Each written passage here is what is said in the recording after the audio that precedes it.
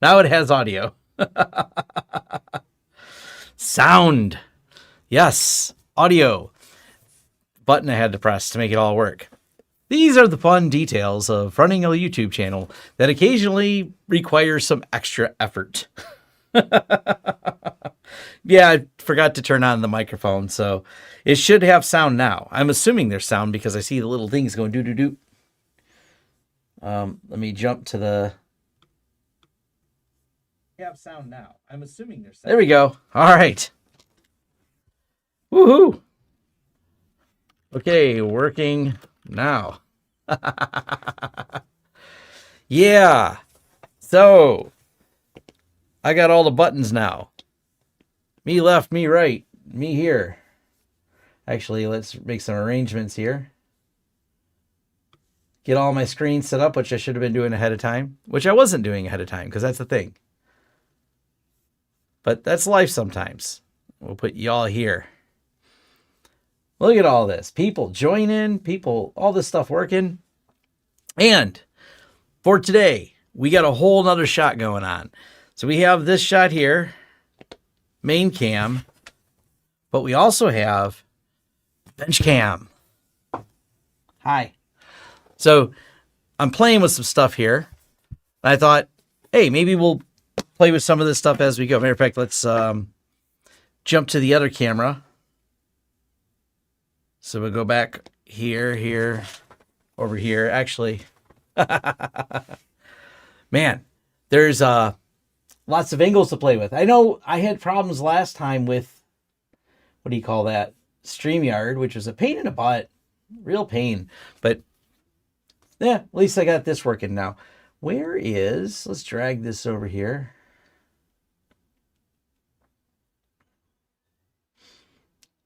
So we'll switch over to the, yeah, I just need that. There we go, LTS Studio. I'm going to drag it all over here in a second. I got to fix the switch. You guys can watch me do it. Actually, where's that other window? Let's drag it into this window. Then we'll set this up over here. Look at that.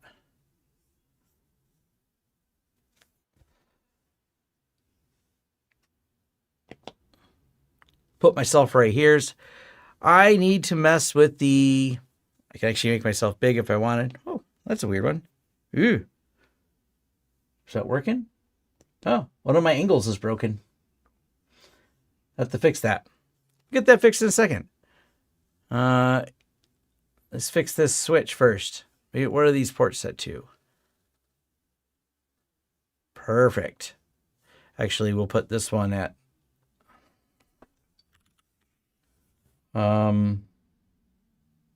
we'll do a port 3 at lab 103.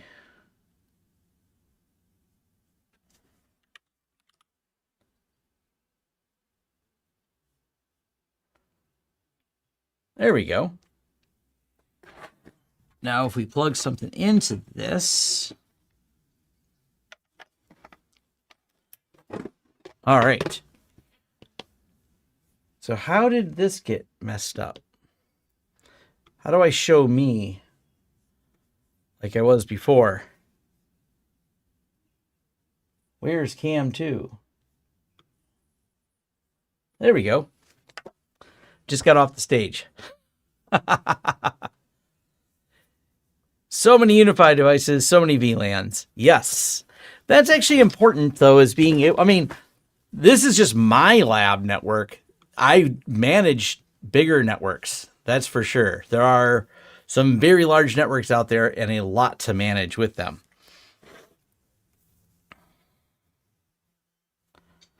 Where can you find email? Well, if I put my email directly on the site, I end up with the problem of spam. But it's not hard to figure out how to email sales. Well, sales is the worst one because I think most of that ends up in spam. There's other ways to contact me. There's forms you can fill out, which all go to me. You could send it to vlog, VLOG, Thursday at lawrencesystems.com, Homelab at lawrencesystems.com, Tom at, give that one a try. Not too hard. I just don't like putting it on there because it just gets filled with spam.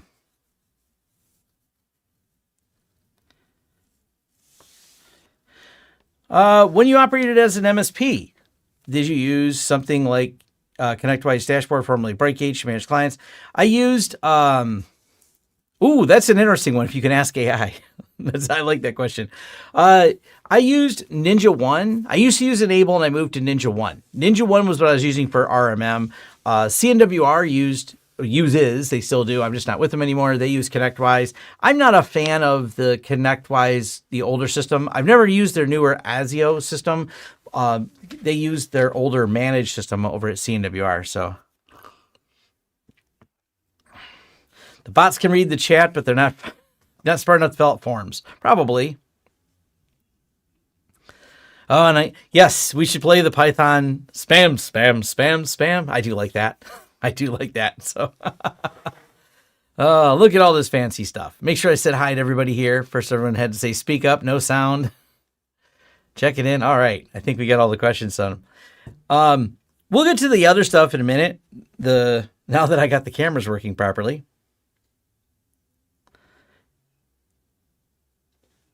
So if we move over to the other camera, this is working now. Yay. So we'll talk about what this is. We'll plug another one in so it boots up too. Because people were asking about my lab. I'm going to do a new lab video, for 2026. And that lab video will show why these exist.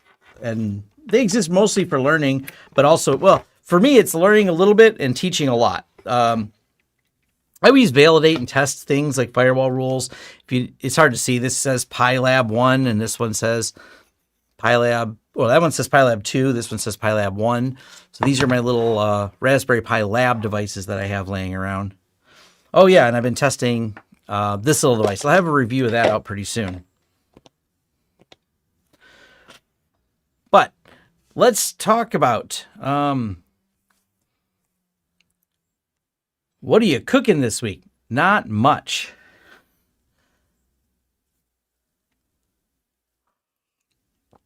Not too much. I had some friends over. I've been busy. Had some friends, helped to move, a few other things related to that. So that's I haven't had time to produce a lot of videos, but I had time in between to get a lot more testing done. So I kind of round robin through projects because I'm running longer term tests, and those longer term tests take a lot more time, so videos are on the way. Yes, those are PoE injectors. These are older ones, and these are Raspberry Pi 3s. These aren't even Raspberry Pi 4s. I think, is it 4? Maybe it was 3 and I just didn't know or just didn't have them at the time. These are old, but these have been kicking around as a lab thing for a long time. They work great because all I need them to do is ping and make sure firewall rules work. So they've got some testing tools like Nmap on them and some network traffic tools to just make sure that they do their thing for pinging. If you notice behind me here, if I move my head, I'll move it real quick. You notice they're only connected, at slow speeds. So it doesn't require a lot of speed. But the topic of today, let's jump to that because I know that was what I put in the title, and I want to always get that right in the beginning for people that don't want to watch me babble on for a long time. How are you handling the RAM shortage? I'm not really in charge of buying things for people anymore. So I'm just wasting lots of RAM with lots of things. I'm good. I got 128 gigs on 5 different hosts. So I'm handling it just fine. I mean, I don't know what to do for customers that want stuff. I'm not usually the purchaser. I've been doing a lot of consulting. That's actually been non-zero amount of my time has been consulting. I don't know what to tell people other than it costs this much now. But I'm usually dealing with internal IT teams or sometimes even other people in the MSP space. So I'm not in charge of procurement. I only tell people what it costs. They're not buying it through me. So I don't even have a place to point them at where it's cheaper other than used, and cross your fingers that someone else didn't get there before you. So yeah, I don't really have any advice on that. These systems are several years old, so they were bought long before the RAM thing. But I thought I'd bring this up. I might do this as a review. I've been playing with Mesh Central. Someone had asked me about it, and it's novel. But I don't think it's terrible, but I don't think it's amazing either. I'm kind of mixed on Mesh Central, so as I'm diving a little deeper into it, it has things I like, but the first thing I really feel is it's very archaic feeling. It's kind of has an old feel to it, but I can see where people might want to use this in their lab. I just don't know how I feel about using this as a commercial product. That's someone had reached out to me about that, so I hadn't tested it in a long time. It's relatively easy to get set up, but man, from the standpoint of, like, I don't know how I really feel about, like, I don't know that I trust its security being based on Node, and it lost, and correct me if I'm wrong about any of this, because this is my preliminary. This is how my videos go. This is live stream Tom asking questions, not being authoritative as an answer on this particular topic. But Mesh Central is all built on Node. It used to be sponsored by Intel with a particular developer. That developer now, if I understood this correctly, works on it part-time. It doesn't have the full sponsorship. Node has a lot of updates, and Node is, well, has all the NPM stuff seems to be under attack all the time. Why that is so worrisome to me is if people are using this for centralized management of their network, how well maintained is that code? How quick could someone find a problem in it and then notice that problem, fix that problem? I think if you're keeping it behind a VPN, locked up with, limited allow listing of only the devices that need to talk to it, you're probably good. But yeah, I wouldn't just leave this all out in the open on there. So, yeah. So that's kind of weird. Your UniFi APs keep pinging the internet when I cut access from them. Am I being paranoid, or should I give them internet access? The APs have a check they do. I think you can turn it off. I forget where that is at the moment. It's a check they do to make sure they're online. When you're in the UniFi dashboard, you can... Oh, I can't pull that up right now. Hold on. Gotta drag this away. I'm doing some beta testing, which means I have a few things that's not ready for release yet. But let me pop something up that is. There we go. This is. The UniFi devices and that, they are doing this right here. This little ping test, that's what lets the system know if it's online. I mean, you can block it. It's pretty harmless because it's just showing you that it's online. It's just pinging. So it's up to you if you feel the need to make that go away. Well, there's a lot of updates to Node, and that's kind of my point with Mesh Central. If Node has a lot of updates because of a lot of security problems, will that break? Will that cause breaking changes? I don't know. I've never run this long term, and what I run into more often is people that set this stuff up and then never update it, which is obviously quite scary. That you're just getting it going and not maintaining it. Well, that's interesting. It does one connection at a time. So if we connect this, then we go back here, I learned something new. It doesn't have two connections at the same time. I like how simple it is. Like, there's this system. But for me, I'm even more simplistic. Here is the system. And we'll bring it over here. Here's that same system. I'm using RustDesk. By the way, here's the live stream system. This is what's running the live stream right now. This is running this. I can pop these out in different windows if I want to. But RustDesk, for me, for remote management, works fine. I don't need Mesh Central for my Linux systems because I just use SSH.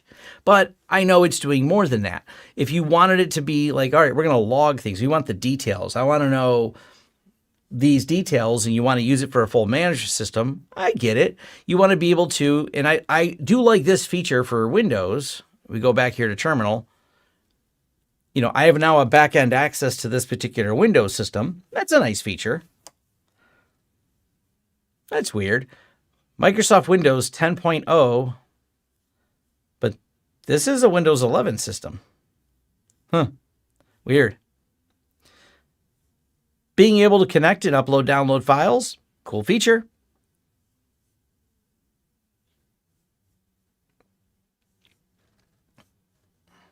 Human readable bytes, kilobytes. That's cool. I don't know. I don't, like I said, no hate for it, but agent action.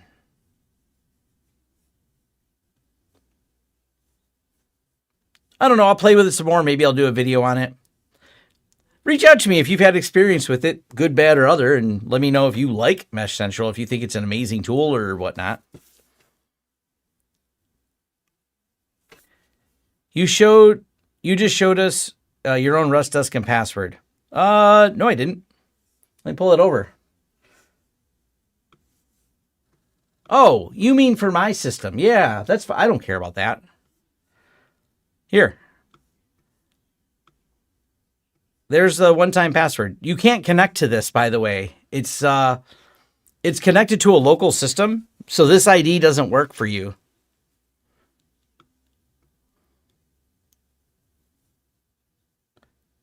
Yeah, I can roll it, but I mean, you can't connect to this because it's locally hosted. That's why I'm not worried about it.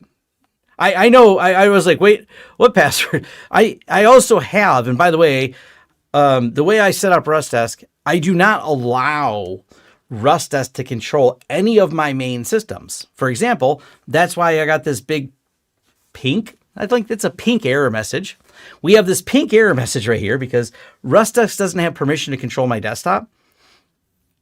But the other desktops also require a password, not just one time. And I've got that password saved into these. So you're actually seeing a system that you couldn't control. Even if it was connected publicly, it also doesn't have control. Yeah, you wouldn't be able, I mean, you could try. If I'm wrong, this could get really interesting. Feel free to look at this. And I don't think I can make it bigger. So, but yeah, if someone can connect to this, let me know if I am wrong about any of the things I said. Oh, here's the best part. If I'm wrong about this, wiggle my mouse. That would be interesting. Do you view your stream as an attack surface? I view this stream as a test. As a test. Yeah. I view this stream as a test of my ability to protect myself. I'm going to get it wrong one of these days because that's what's fun. You know, the best thing is, I think for the most part, if I get it wrong, and I actually, what was it? God, this was a couple years ago. It wasn't exactly a mistake on my part. This is esoteric. It was a mistake by the DNS hosting company. They made a configuration goof up. I checked this when I set DNS up. I don't have, and maybe you do. Tell me if the person claimed I should have had this set up automatically. With DNS, you can do zone transfers. And the zone transfers are supposed to be restricted to the other DNS servers. So you have like DNS server 1, 2, 3, 4, and you can update the zone and you can update that DNS server, do a zone transfer so you can have all the data over. My DNS hosting provider at the time, long time ago, years ago, probably back around 2019, allowed zone transfers after they updated something. I don't know when this happened. Someone found it and it listed all my DNS zones. The person that reached out to me, though, kept popping in my live stream and kept telling me, I found a flaw, but I won't tell you what it is. You need to figure it out. Your DNS is set up wrong. But they wouldn't really tell you what. It took me a little while before I had it. And someone said I should have an auto checker set up just to check my DNS to see if zone transfers work from places that shouldn't work on an automatic basis. So I can see if my upstream provider makes such a mistake. I don't know. kind of a weird esoteric one. By the way, most of my DNS I've shared out publicly. So if you did a zone transfer, you would definitely have an easier time learning about my DNS infrastructure than if you just watched a variety of videos where I share my different zones. And so you could have probably figured a lot of them out. You can also do lots of those DNS. There's a couple DNS history sites. It seems to have all of them in there. So yeah, I mean, my DNS, I was having trouble figuring out what the person was talking about because the DNS wasn't broken and they couldn't make any changes. They just had a way to enumerate all of my DNS zones. So yeah, but this is all connected to self-hosted for the, kind of the back to the RustDesk topic. But yeah, I know I should not do that, but I also don't let RustDesk control my desktop. Just because you load it, you don't have to grant it control. So for me, this particular system and a couple others, I have 3 systems that I consider kind of my primary use systems that I lock down. This one and 2 others, and only 2 of them have RustDesk, and neither one of them RustDesk is allowed to control. That is I don't ever need to remote control my desktops. I don't want that ability. I mean, I completely would like the convenience of it, but to me, it's too much of a security risk. So I only use RustDesk as a way to control lab systems, and that's it. Lab systems only and nothing else.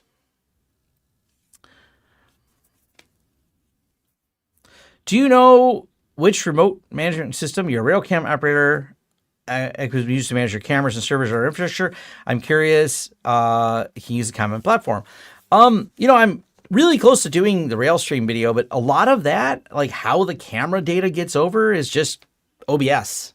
It's a bunch of OBS streams pulled in. So there's not like there's a central series of servers, but there's not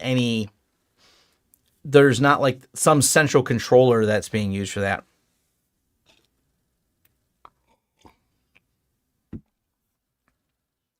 It rarely works correct in our own sites. Good luck getting your remote connection into Tom's network and actually working in a useful way.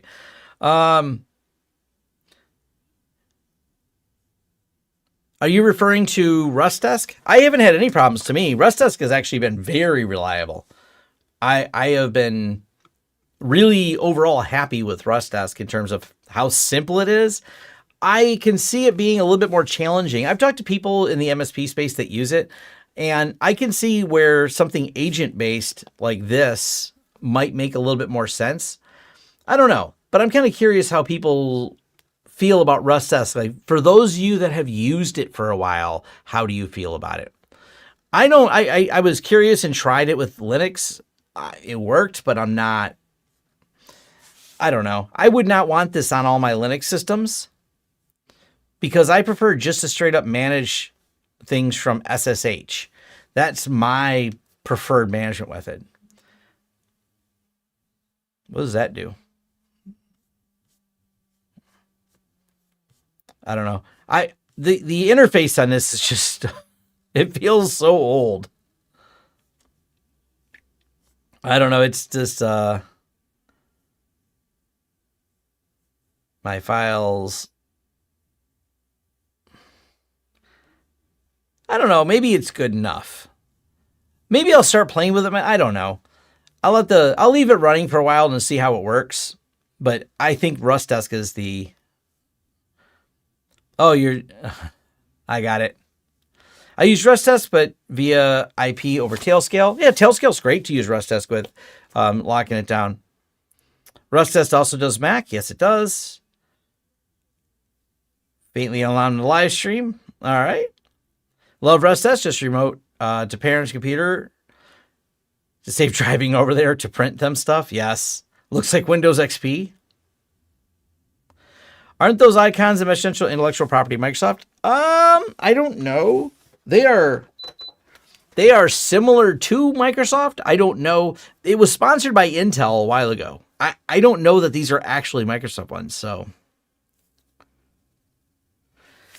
planning on Coloing a Homelab server or two. Thoughts on a UDM Pro as a front end? You would probably be surprised at the number of UDMs that are now in data centers. I've worked with several of them, so I don't think it's an issue at all.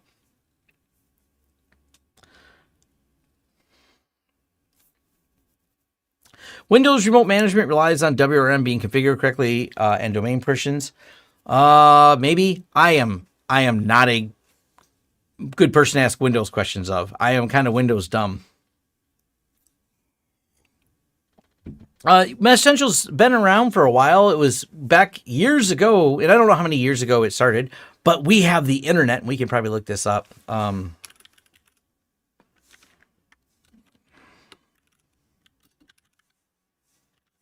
think it's all one word. Hey! Started in 2008, so yeah.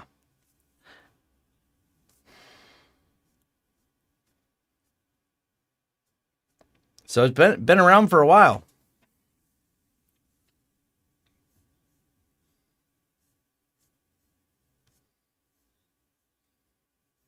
That's cool. I like the flippy thing. Whee! That's a nice way to display that.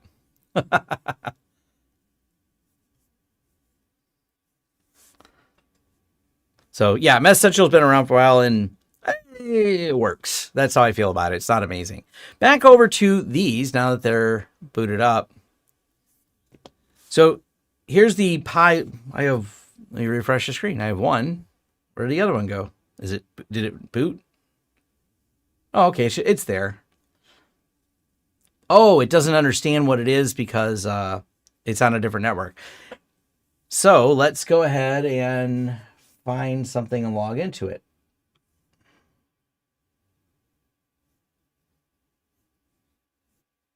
I need a window. New window.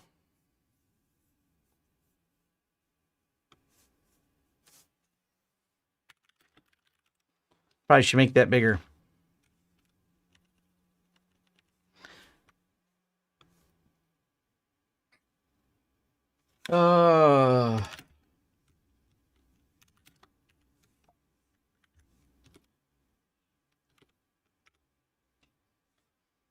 Maybe. Yeah, there we go.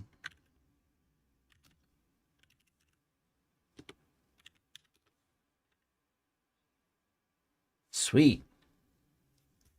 All right, now I can enlarge this. Someone had asked me how I get to all these things, like when they're remote.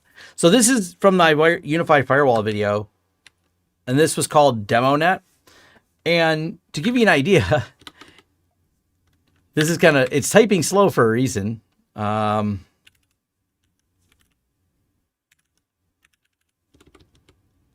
think I can go /mu.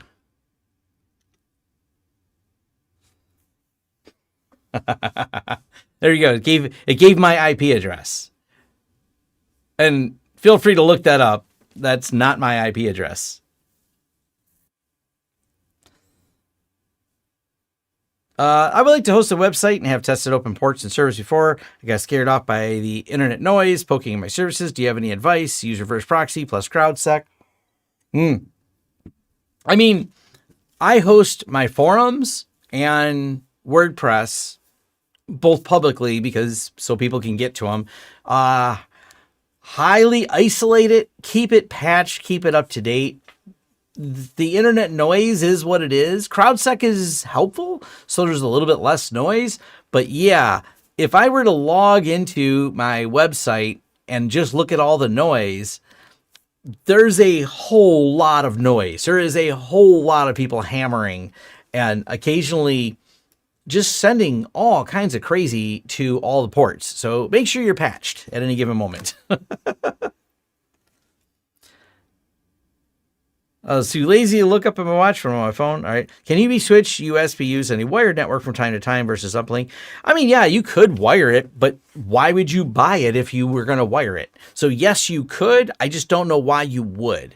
The UDP switch is interesting. So what I've done here, and So if I actually, let's do curl, what's it? ifconfig.co. Is it JSON? There we go. Oh, it's supposed to say Switzerland. So this is definitely wrong. Anyways, it's going out over a VPN.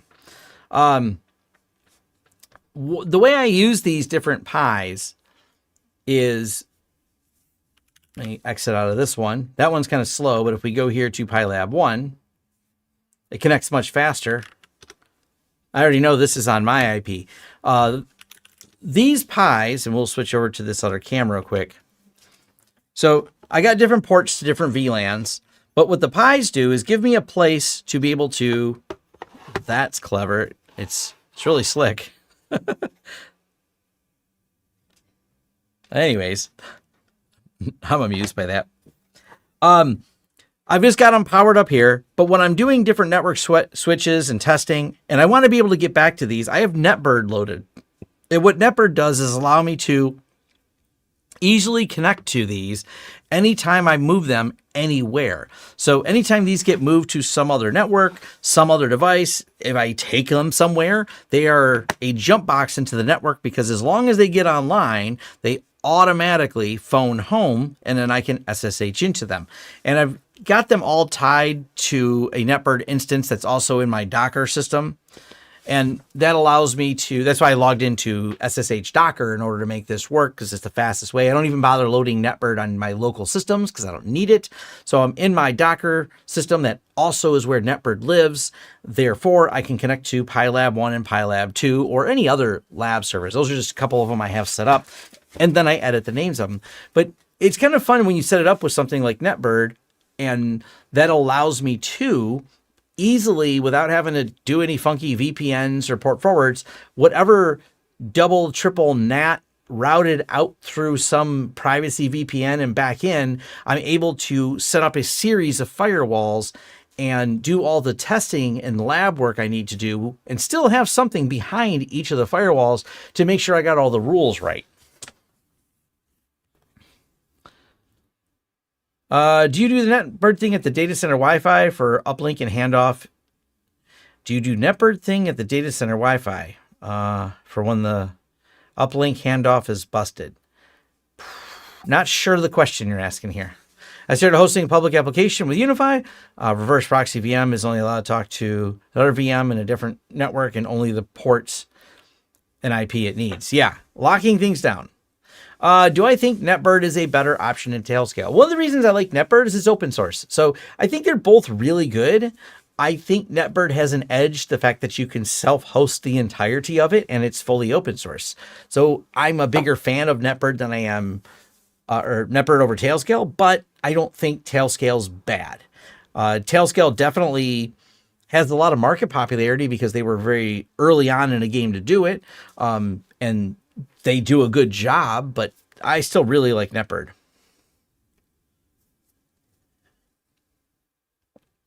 Oh, yeah. When BGP and rack, yeah. I get what you're saying now. You've got Mulvad WireGuard working on UniFi, but DNS breaks when I route a device through it. How are people handling DNS over WireGuard without manually setting it on the client? Huh. I don't have that problem. But the problem, if you want to avoid DNS leaks, set it on the client. But generally speaking, I haven't had that break when I do that. I mean, there was a early version 9, so like 9 months ago, in version 9, there was a problem with that, where when you set up the WireGuard VPN, it would do a DNS break, but haven't really had that as an issue since then. So I'm not sure. If not, report the bug to UniFi if that's still an issue. Now, I got to figure this out because I think there's a bug we just found the other day. If you tell under policy routing to route an entire subnet, it seems to break DNS, but only if you route a subnet. If you route individual devices with policies, it doesn't seem to do that. Do you use isolated Docker networks for interconnected connections and only ports needing external access on a bridge. Yeah, I mean, when you're setting up Docker more locked down, definitely take the time to lock it down by doing that. Is there any benefit to having UDM Pro with the SFP module to the fiber connection to my ISP? Right now, fiber comes in from AT&T to an ONT and Cat 6 to UMB. No, not unless there's any speed difference between it. Like, is it an SFP plus and it's a faster connection? Then sure. But if not, probably not.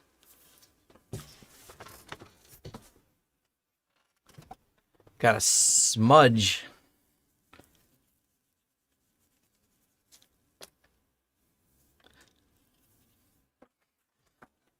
But back to some of the networks that I have. Someone had said I have a lot of VLANs. Well, this is where I'm going to dive into, not today, but an upcoming video where I show why I have so many VLANs. So some of these VLANs, like these ones here, so 101 through 105, 101 through 105 are all my lab VLANs that are not managed at all by the UDM gateway itself. Like they're managed in terms of they exist across all the switches, but they purposely are not managed by that system, so I can bring in other firewalls, use them on that VLAN, and create a separate network for all my testing and lab. And then the head end, the reason I have this, which just this part upsets people, they do not like that I have a CGNAT set up. That seems to be a problem to a lot of people that I'm using CGNAT. Interesting. Oh, hold on. That's the one I'm looking for. Bounce me around. Too many buttons. But yeah, the CGNAT stuff, I like it just because it puts all, I just want all the different firewalls I'm testing to be on a easily identified network. The fact that it begins with 100. And I can even put that little Raspberry Pi on the 100. Matter of fact, what we can do is if we power cycle it, and then we'll go ahead and switch it to CGNAT. I'm power cycling because if you switch it, the Raspberry Pi might not realize that there's a new IP address it's supposed to get. So I'll reboot it and that'll force the issue. But I did my lab before, a mix of PF Sensing UniFi. Now I want to do a new lab video showing how to do a lab with UniFi only, and then I have PF Senses downstream of the UniFi.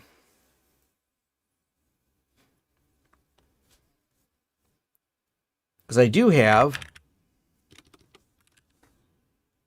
I think it's this one. Hey, look at that one.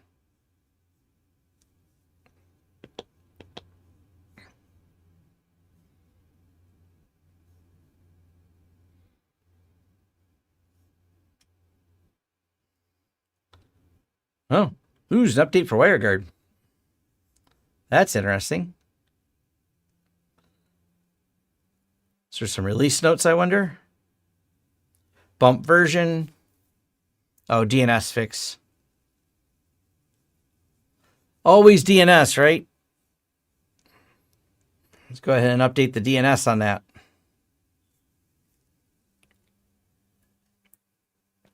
Well, update WireGuard to fix whatever the DNS problem is that they're talking about.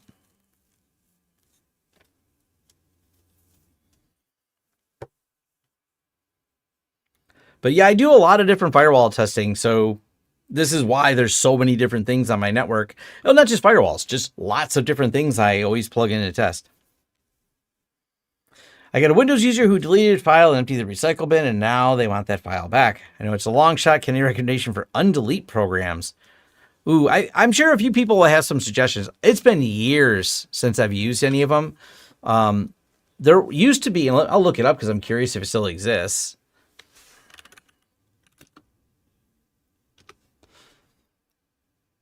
This was back in the day. It still exists. I don't know. Is CCleaner even valid anymore?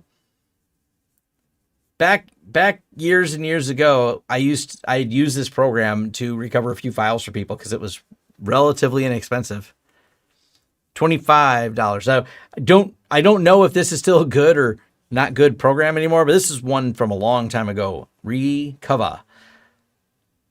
I actually like the naming scheme on there. We're gonna recover some files. So you let me know if that's. I'm curious. What do people use here in 2026? Okay, so some people been using that one too. Well, this is not bad. All right, good. So it's still good all these years ago. You know, here's a blast from the past. This hasn't been updated in a long time. Who remembers using this to clean up systems?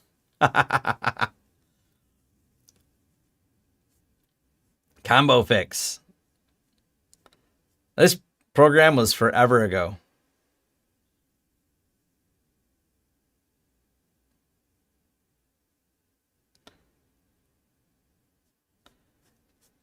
Man, it was been a minute since I even thought about that. But thinking about some of the old tools back when I had a retail store. Present day. Oh, there's a Reddit discussion.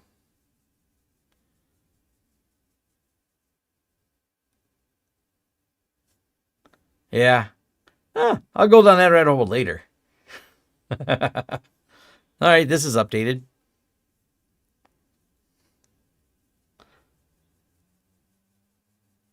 Be integrating software-defined radio with your server. Very cool. Good evening. Other people saying, when you say firewall testing, what do you mean? Testing rules, testing firewall devices. I feel like firewalls, near my knowledge lacking. I haven't really messed with them much. It's a combination of things. Testing rules sometimes is part of it because I want to, like this right now. This is where that pi was. So if we go to the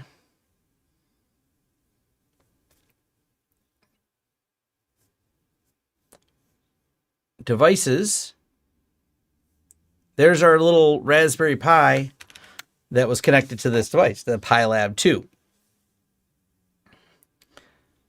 So there's what's the down arrow? Oh, down arrow means it's down, not up right now, so you can't ping it. But being able to put something on my network and then put it behind something else, such as this pfSense, that also then reroutes it out through a privacy VPN. That way I can do testing for different networks. Or actually, the reason this is set up, it doesn't have anything to do with the Pis. The reason this is set up is because I've been testing the UniFi travel router. So I should be traveling with the travel router to review it. But instead of traveling with the travel router, my solution was pop it behind a pfSense with a privacy VPN and send it out the privacy VPN and then have it connect again through my UniFi Dream Machine. So because it's tunneled and encrypted, there's no chance of it being redirected in any way. So it actually has to go out all the way to the Swiss privacy VPN that it's on, then come back to my UniFi Dream Machine and log into it and then build a connection. So that's some of the testing that I do. SpinRite, I don't think SpinRite's necessarily a file recovery tool. SpinRite is a fix the hard drive tool. Potentially SpinRite can do things like that. So it's like if your drive's not reading properly, you can use SpinRite to refresh the drive because it turns off the drive's own error correction and forces it to basically read and write all the data. And sometimes that can fix it. It's not a guarantee, but that's different than a user deleting it because that's a file system problem in Windows. Do I have any simulation in GNS3 or EVE-NG? See, because my career starts prior to GNS3 or ENG, I've actually never used those tools. I learned networking over the last 25 years, actually longer, because of the gaming, the early days of gaming and things like that. I just learned it all on real hardware. And I had a job working in tech where I had access to real hardware. Therefore, I always had hands-on experience. So I don't really have much experience using any of the simulation tools. I know they're out there, and would probably suggest a lot of people should use them, is not everyone, and I completely understand this, has access to the same hardware I do. The nature of my consulting work, the nature of the stuff I've accumulated over the years, my rack is filled with all kinds of different networking things. Yeah, and that's why I want to do is make a video about my lab, because building out the lab the way I did only requires some of the least expensive UniFi switches and UniFi gateways, which you probably already have and are running for your system. You can do this in pfSense, but I've already made that video, and hopefully you are doing this in pfSense. So I want to make a newer video of how you can do this with UniFi, how it's easy to do, and it's a fun way to grasp things like VLANs. And by the way, it's not just UniFi switches. One of the videos that I just got to finish is how to pass a VLAN from UniFi to Cisco to MikroTik to, I don't know, whatever other switches I stack together, and show people that first, it can be done because VLANs are a defined standard, but second, it's different in every damn switch. There's not an absolute consistent way it's done in every switch. The functions are the same in terms of the RFC standard being followed, so we can pass a VLAN from one brand switch to another. That works. It's those other details of why do they all have different menus for it? And that's where we have a lack of common agreement on things. Have you considered doing a quick video on how to update Tailscale on pfSense? Press the update button. It's always worked for me. Tailscale and pfSense, I've done that quite a few times. It works fine. I've never had an issue with it.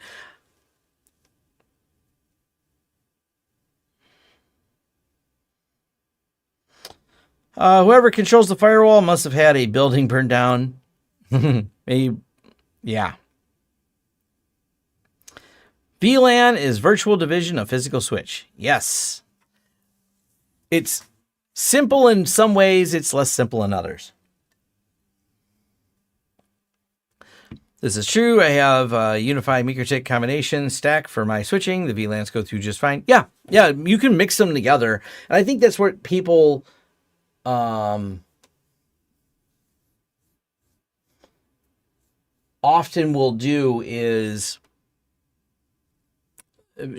make this assumption that just because they're different brands, they're incompatible with each other. So yeah, probably not. Probably one of those things that needs to be done as a video, because they work fine together.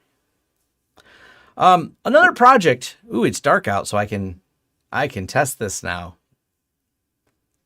I put a new camera up today. That's on my list of things Tom did.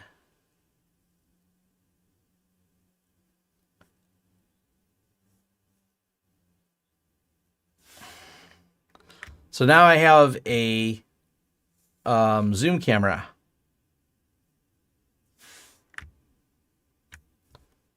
Fix this so it's not so zoomed in. It's getting windy out.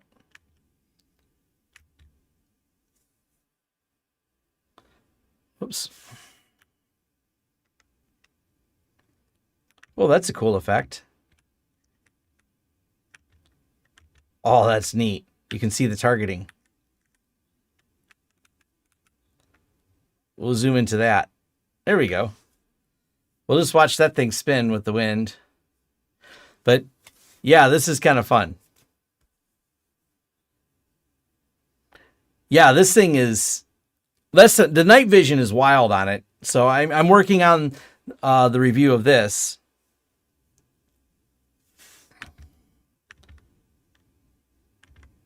That's just got a cool effect.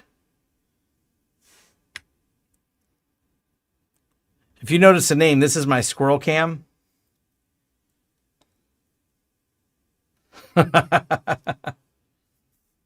Yeah, the night vision on this is wild.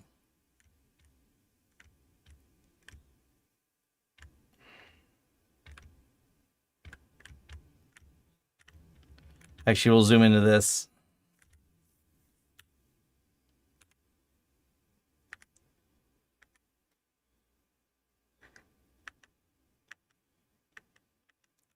Can it track a swinging rooster?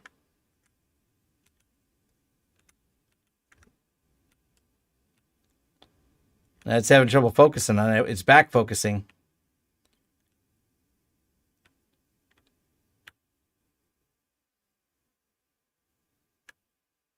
Come on. There we go. That zoom is wild. This is the AI PTZ Precision, yes.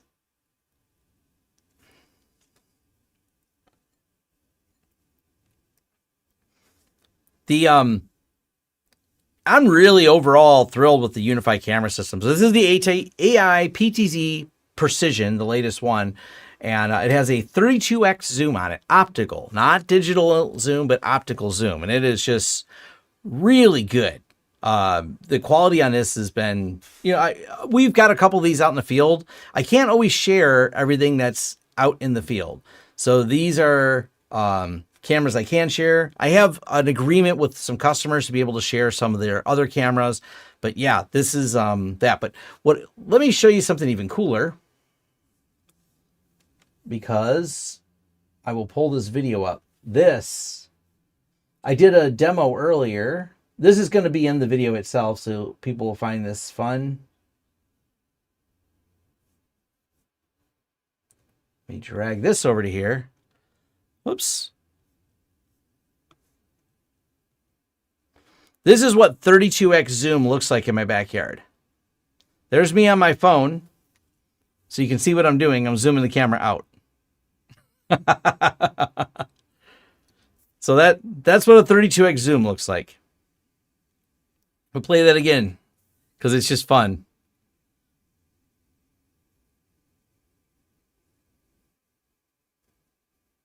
That's just cool.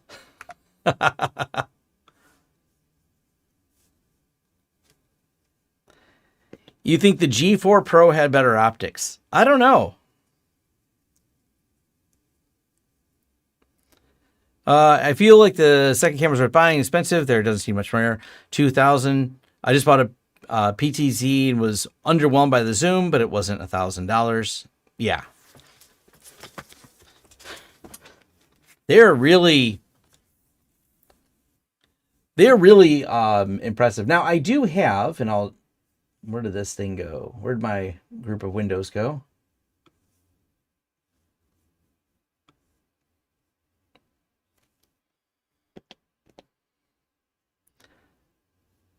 I don't know. That's impressive. Actually, you know what's kind of cool? Look at the IR on that. It is just IR blasting it. So this is another angle. So that is just wild. I do have, though, on my garage, this is also a PTZ. This is the less expensive PTZ. Whoops. But it works quite well. I'm really happy with this one. This is let me get you the model number in a second. Now, this is the one, I think it's like 400. Let me find it real quick. We want the camera security, PTZ. This is the G6 PTZ. For $399, I'm pretty impressed with it. Like the quality's good. The tracking is reasonably good. I say reasonably good because you can outrun the camera. When it's watching people, sometimes you can go faster than it. It's because I'm so close to it. When you're further away, it's fine. So this is not like a what I'd say is a showstopper, but yeah. The IR is just a straight up Canon. This is mounted on my house. All these are mounted right on my house.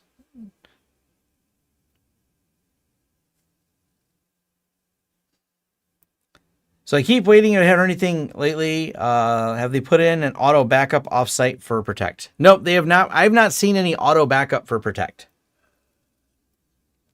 They have the ability to archive, but they don't have the auto backup features on it. But if we go to, we want to go to the, not front yard, what do I want here? Driveway camera. But, here's it tracking me.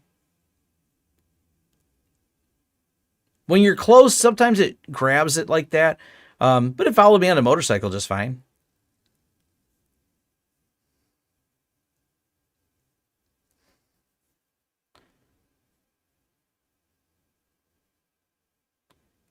So I forgot to turn the gas on. I kind of I started my motorcycle to take it out for a ride today. It's kind of, well, nice enough to go for a ride, but overall the clarity on this is really good. Actually, what we'll do is we'll make it full screen and make sure it's at it's at high quality. So not bad. I'm happy with I don't know what it looks like with the stream. It probably gets muddled a bit.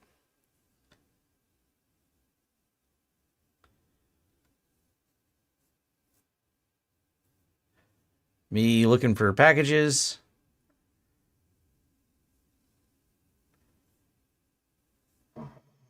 There he goes. There's me pulling in. I don't know. I think this for $3.99 and being a PTZ.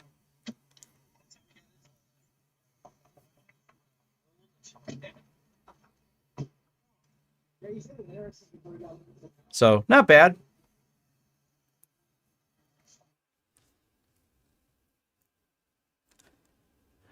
Yeah, that's my Honda 650L. You can point UniFi Protect to a cloud. Not exact. Someone made a third-party tool to do it. Yeah, the G4 Pro doesn't. I mean, I actually today, oddly enough, I switched a G4 Pro for a G6 because I had an older G4 and I wanted to swap it for a new G6, but didn't have.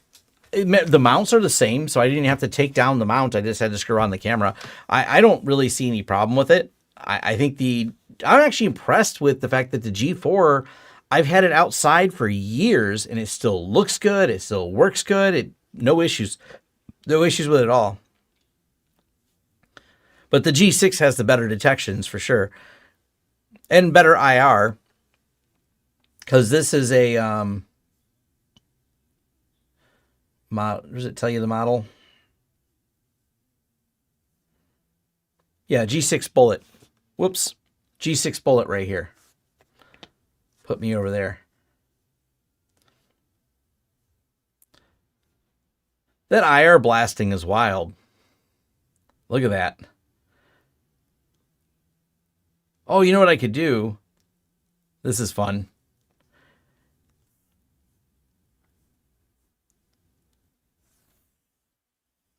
I never thought I'd like the blue light you are being recorded function, but I do. Oh, I think it's really great. I do like that. Have you checked the cameras with a flare equivalent to see how hot the cameras get when they are in direct sunlight? I have not, but we actually have a client that put up a lot of these several years ago that are still working fine. So there's a lot of installs we have where these have gone through some weather. But what I want to do is, I think this is going to be kind of funny. I'm going to take and take over the camera with my phone. So let me go here to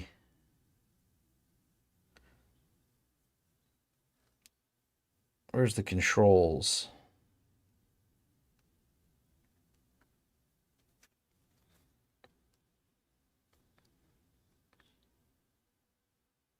There we go.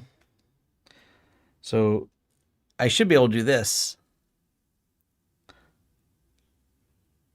I can sweep the backyard with light in different directions. That's cool. And I can change the beam by zooming in and out. That makes the beam wider. Oh, and this makes the beam narrower. Oh, it switched back to color because it sensed motion. It's not flexing. It's mostly, there we go. Back to playing with it.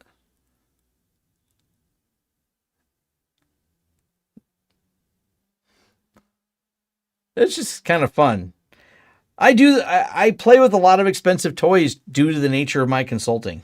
That is definitely a true thing.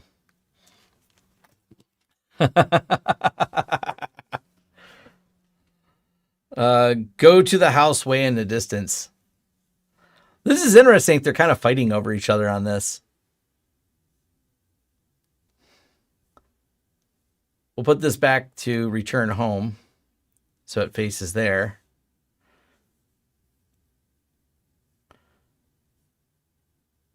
Wow, this has, look at the shadows that cast. That's a lot. Definitely fun.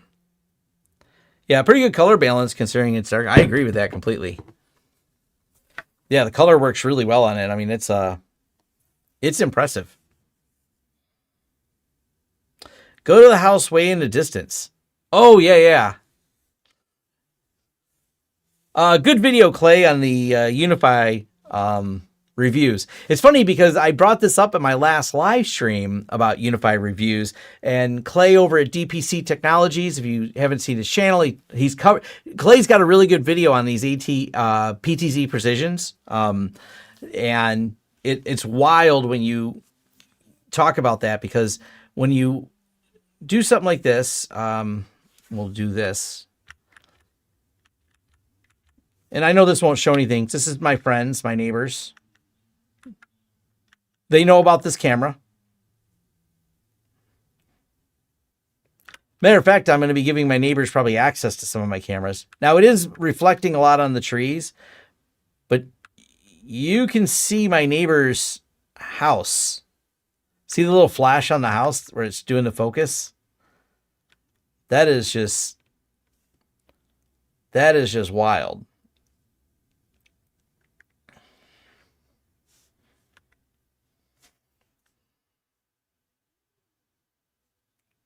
Return home. There we go.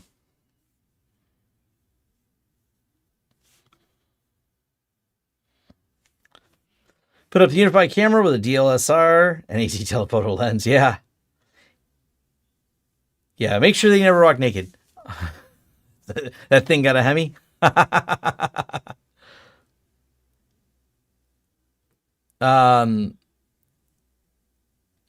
Oh, yeah. So the animal detections. That's the thing. Because if we do this and we say animals, there's a lot of animals here. Oh.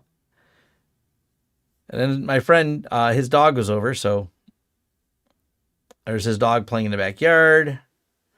Squirrels, cats. I like that the animal detection occasionally picks up my wife's deer. Then lawn ornaments. It's like, look, an animal.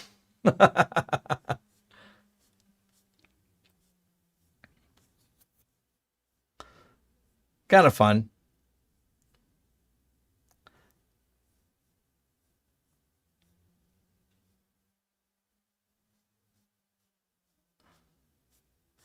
Yeah, I got a few dog pictures. Squirrel from this morning. Another squirrel from this morning.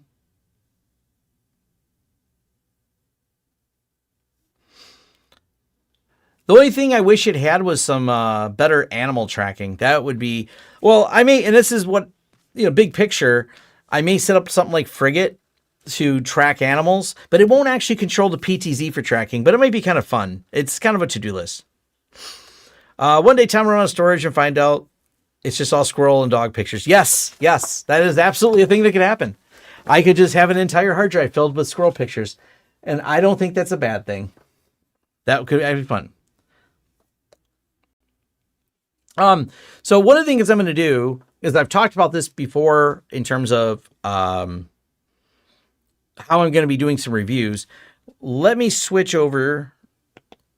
I'll switch over to main cam for a second because I can't show everything. I work out make sure I'm clear on this, because I think people may have some concerns, and I want to make sure that I am as transparent as possible on this. When I'm doing these different UniFi videos, or what I'm about to pull up now, I have consent from the customer that this is installed on to show these cameras. So all of this is something that I am allowed to do. All right, so let me pull this one up and switch back over. I've showed this one a few times, but this will also be one of them that makes it into the video. We're actually going to be moving this one, and we're installing the 180 cam at another location. But overall, these are just impressively good, like the PTZs. But There's a strategy, and this was not used at this particular location, but there's a strategy to using a PTZ.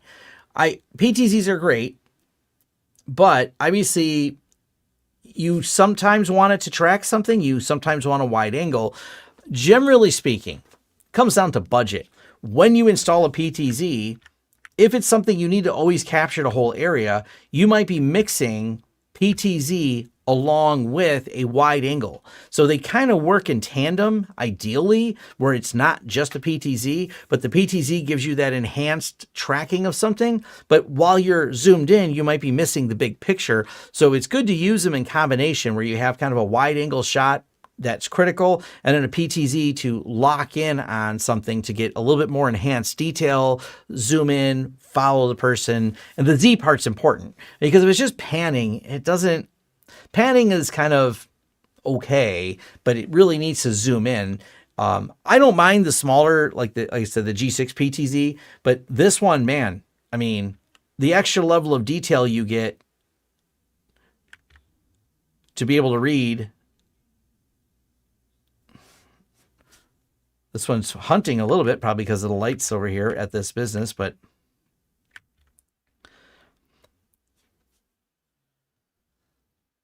change that to high quality, go full screen with it.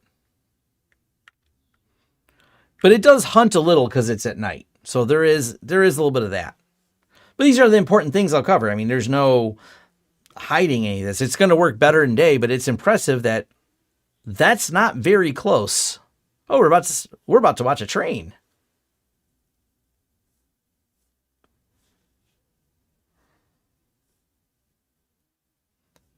So that's cool.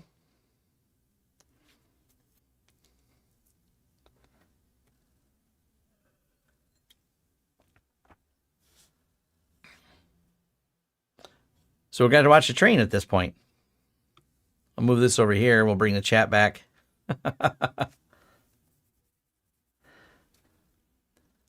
Let's see. Can protect.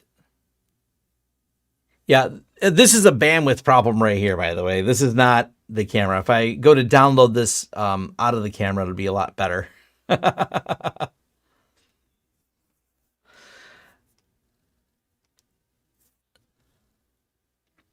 Let's see. Can Protect be used as an example with the UNVR and UDM HD at the same time in the same site? The UNVR and UDM with...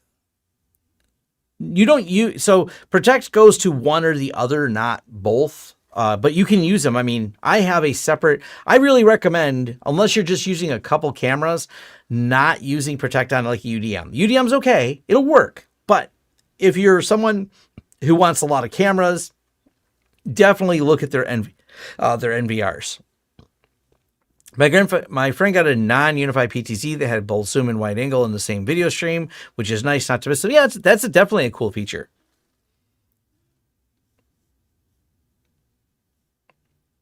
What's it?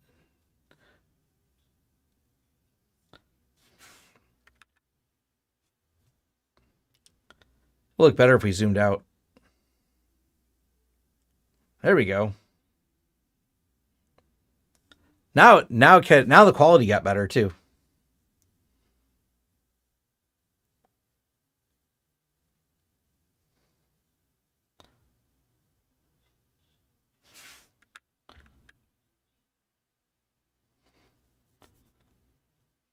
Neat. There's a car sitting there waiting.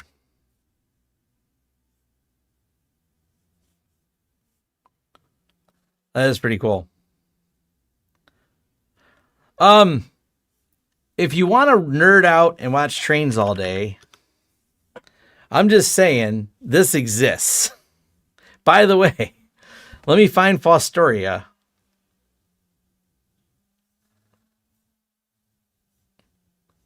You can watch this live. That train going by live. This is on the other side of that same building. This is in the same location in Fostoria, Ohio. This is referred to as the Iron Triangle. But yeah, this is, you can watch this live. Yeah, I'll share the link for everyone. If you're interested in watching trains, because I can't really express this here, but you guys can do this.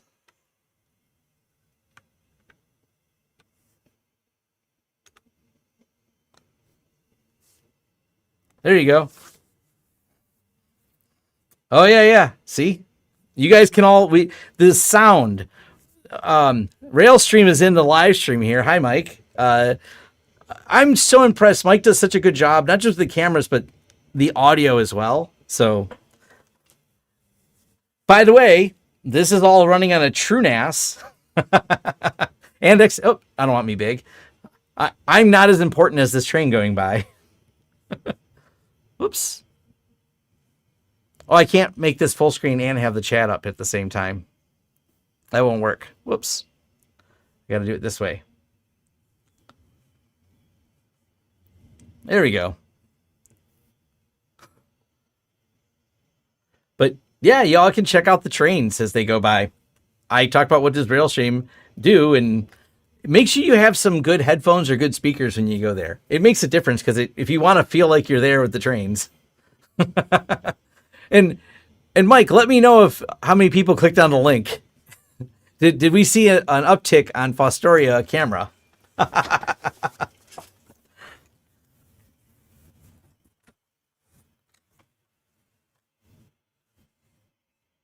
Oh, there we go. The train is gone, but you can play it back.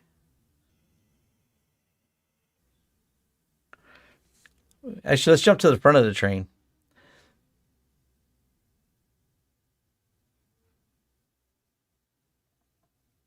Pretty soon, there's going to be an AI system that'll do this too. That's a whole side. I hope I didn't reveal anything, Mike. I'll let Mike talk about that, but let's see the front of the train, and then we'll go back to tech, and then eventually I got to wander off and it's a-coming.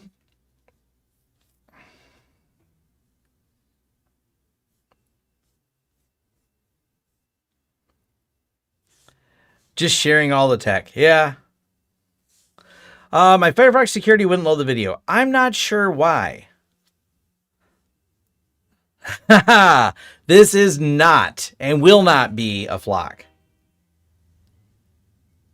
My thoughts on flock are pretty much the same as Ben Jordan. So if you watched any of Ben Jordan's video on it, I'd highly recommend it. There we go.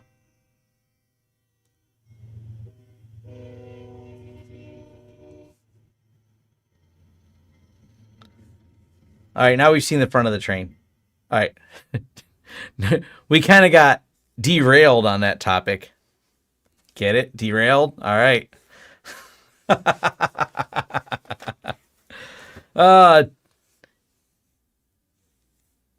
Yep. Actually, let's do this. Let me switch to the other camera. Because I can do this. Thought you had a better picture of the server room. Maybe not.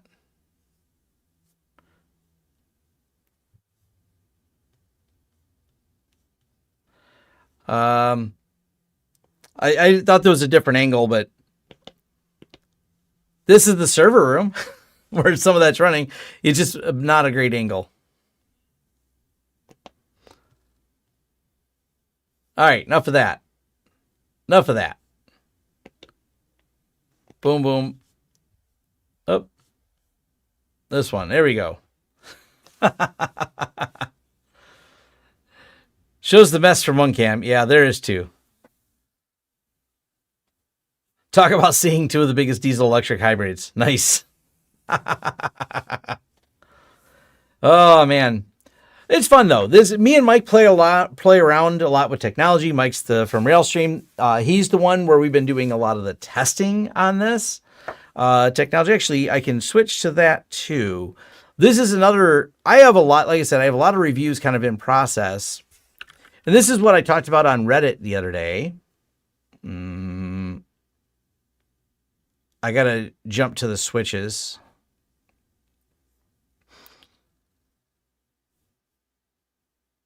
There we go. Please note the data volumes that we're moving here. Why? We don't need this. Drag that over. Anyways. Actually, can I... Where do we edit the columns? Customize columns. I don't care. Well, I guess I won't do that now. Anyways. Ooh! We're about to cross the 986 terabytes.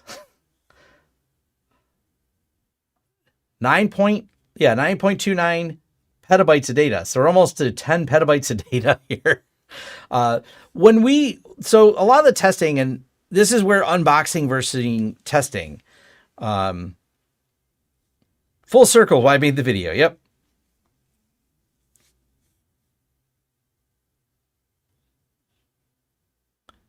I do not like the big UPS here. Oh, all this made possible by building multiple hyperconverged systems. Yeah. This is a lot of data we're moving through here. Now, people were talking about these. My longer term review is going to be different than the overview I did when I first talked about these switches. And I try to always be clear on that, but there was a discussion on Reddit about influencers and blah, blah, blah, and not liking some of the way that things are reviewed. But I'm like, they're not really reviews. And you should have some guidelines. And what I want to do is kind of make some guidelines for what a review is or what it isn't. Because I'm always saying the word review or overview, and I try to be clear on how much testing I've done with anything. And for example, when you're moving petabytes worth of data, as this is doing, almost 10 petabytes worth of data, I have a different opinion of the switch. I've also moved, well, I should not say I have. Mike has moved at Railstream 10 petabytes of data through the switch. Me and Mike have certainly had problems with these switches, and that's what matters. So,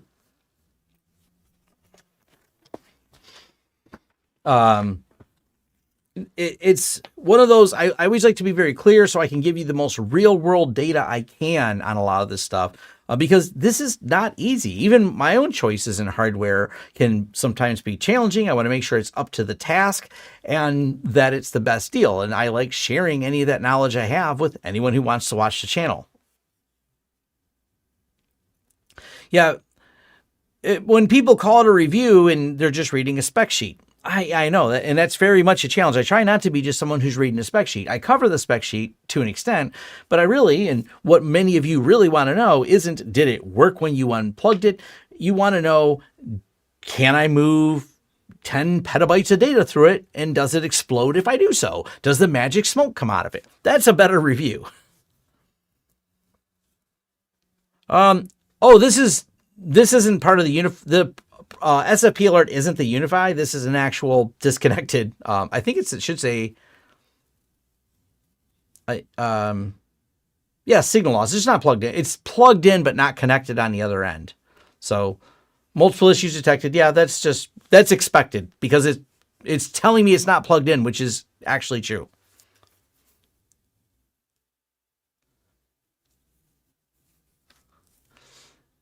Yep, there's embargoed reviews and that. DPC Technology, like I said, did a good video on this exact topic because there's a little nuance in there. And I think educating yourself as a consumer of content, and that includes me because I watch videos on other things I want to buy, like motorcycles, and I don't have access to all the motorcycles easily. So I need to watch other people tell me what they like or do not like about their motorcycle so I could decide which motorcycle to buy. And I don't need to know the spec sheets of the motorcycle. I need to know, will it get me to where I'd like to go? Will it get me there reliably to where I'd like to go? Those are important things.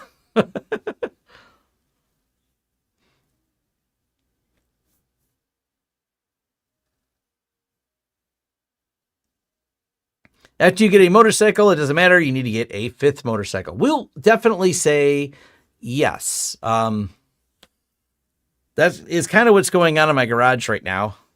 There's a couple here. There's 4 in the garage now and 1 in a shed.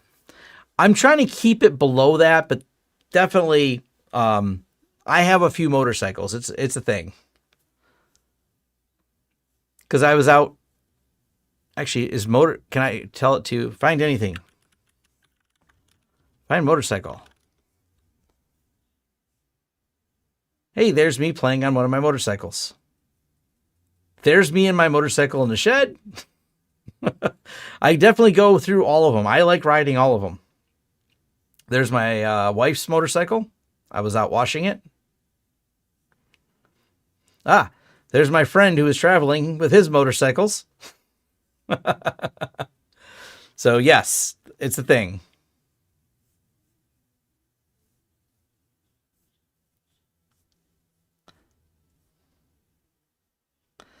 You leave your garage door open. It's only 7:30 right now. So yes, my garage door is open because it's 7:30. We have friends that come and go, and people.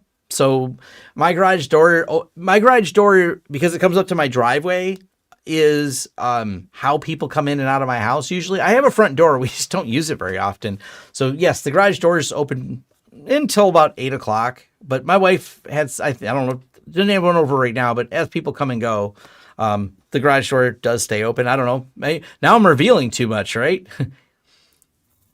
But you also may notice there's a lot of cameras, and the camera lets me know anytime a human enters the garage. I get a notification. Yeah, and I'm not in a rural area, but I'm on the edge of a rural area. I'm in a neighborhood, but it's not densely populated. Are you able to search for motorcycle because of the AI key? Yes, I am.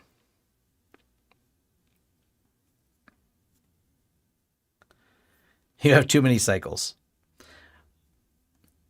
There are big name sites and channels that do here's a spec sheet and call it a review. Honestly, the enterprise sites and channels seem to be the most heinous up front. Yeah, it's tough. Do you have any opinion on the UniFi doorbell? I don't have a doorbell on my house, so I have the doorbell set up in my lab area. So I'm going to do some testing with it. But I'll be clear when I do the testing that I only test it in my lab area. So I don't really have a long-term review of it. So I think the doorbell is pretty cool, but I want to really make sure it works well before I talk about it. I've had it for a little while. The one thing I will say for sure about the UniFi doorbell, it has a very satisfying click. It's like a fidgety thing. I could just play with it and feel like it's like the button's really well made. I know that may not matter, but yeah. I love doorbells. It's a nostalgia thing. Nobody even comes over right now. We actually have friends. We try to make it a point to reach out. That's how I became friends. I've only been friends with Mike for a little over a year and a half, something like that. But we try to make it a point to reach out, new people. I just had some other friends that moved here from another state, but they end up staying with me for several days. I even had Dakota, who's also you know him as Bearded IT Dad. He usually pops in a live stream. He's even come to stay with me, and he lives on the other side of the country. I'm here in Detroit, Midwest area, maybe referred to, but I'm here in Detroit, Michigan, and he is in Oregon, so West Coast, and he came and stayed here for a few days. We actually have a decent amount of people that come over. My wife, I don't mind people coming over. My wife really encourages it. She holds parties.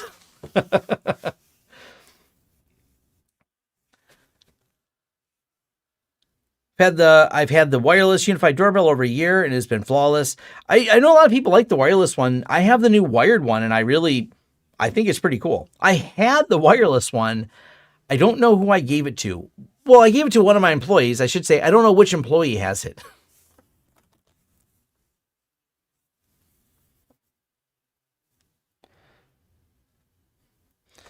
Yeah, it's a challenge. It is a challenge to find the time to meet with friends and hectic schedules, especially when you have kids. I'm lucky enough that for a lot of my friends, either they don't have kids or their kids are older and grown like mine are, my youngest being 19. So, we have more time to do stuff.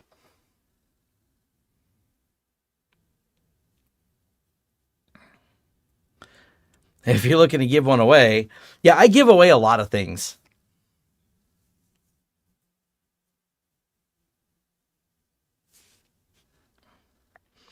You've gone through 2 or 3 G3 doorbell RMAs, upgrade to a G4, and I think it's better. Haven't reinstalled it in a new house. Interesting.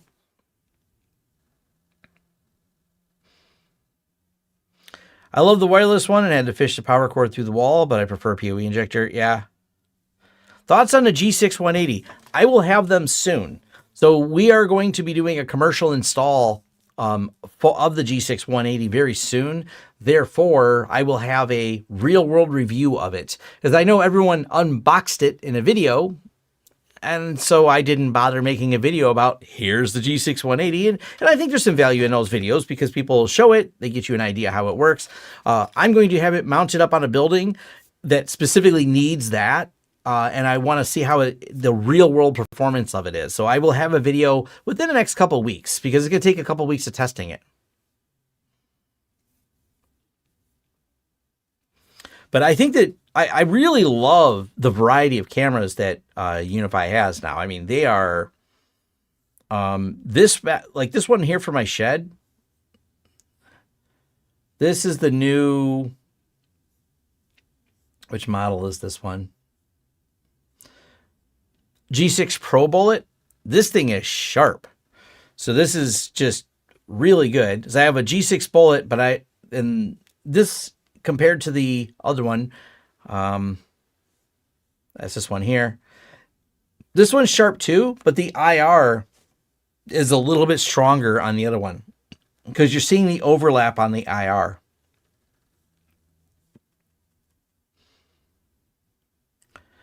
It's kind of cool that it picks this up though. Actually, I have to edit that. Let's do this in real time. It thinks that's motion.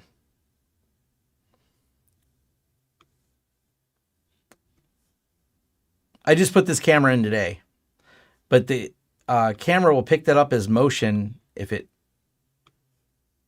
sees it. So I want it to see all of this over here, but I don't want this little flashy thing. It'll pick this up as motion. So you just kind of do this and hit save. There, motion detection done. Now, smart detection won't do that. I'm going to be doing a video of how to get going with UniFi and what you do or don't want, like smart zones, doesn't matter. Well, no, I am going to add the smart zone if I wanted to. Like I think it's got the corner of my neighbor's door, so I might cut that out if it gets too many motion detections. Like I'll do like an exclusion for where it can see the corner of my neighbor's. There's a little bit of tuning things you can do with these so you get what you want out of it. Because if not, it picks up a bit much. Like this one right here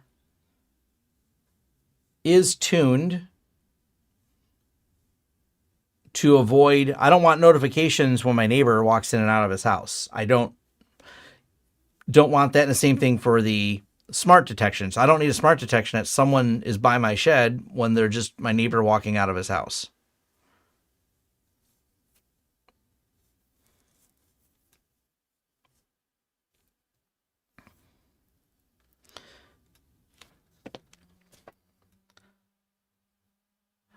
You have 180 from another brand. They're unmatched.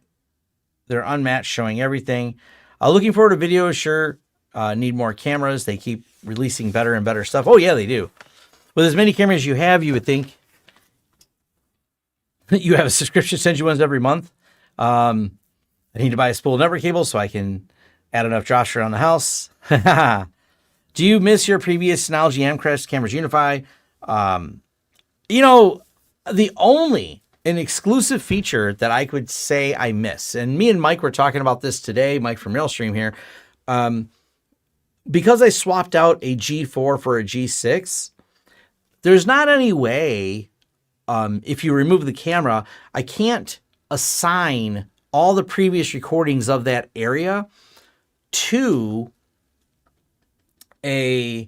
another camera. So once you remove the camera, it removes the recordings. I can't say, oh no, this is still the same location. It's just a different camera. That's kind of an annoyance. Maybe they'll fix that in the future. It's been requested. They're aware of the request. I just don't know where it is or if it is on their roadmap. But that feature is probably a pretty cool one if it had it.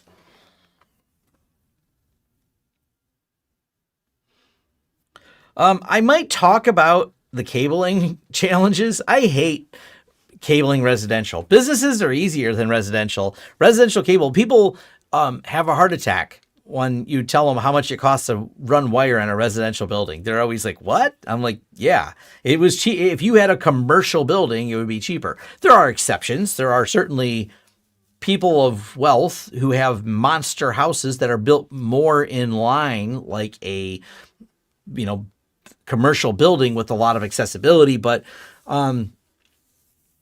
cabling is just really a pain, especially when it comes to doing this at all on a residential house. I actually ran this last run because there's no easy way at all to get to this. And maybe I'll just do a video explaining residential cabling. There's no good way to get to the eaves of my house on the north end of my house where this camera is. There's just not a way to get there easily at all. So I came up from the basement and went up the wall kind of there's already utility stuff on that same side. There's a vent pipe for the radon. So it's tied to the radon pipe because it already exists. So I'm not making the house uglier by running a wire up the wall. I ran a wire up the wall where a pipe already exists. So there's a lot of tricks you could do like that to save some of the problems.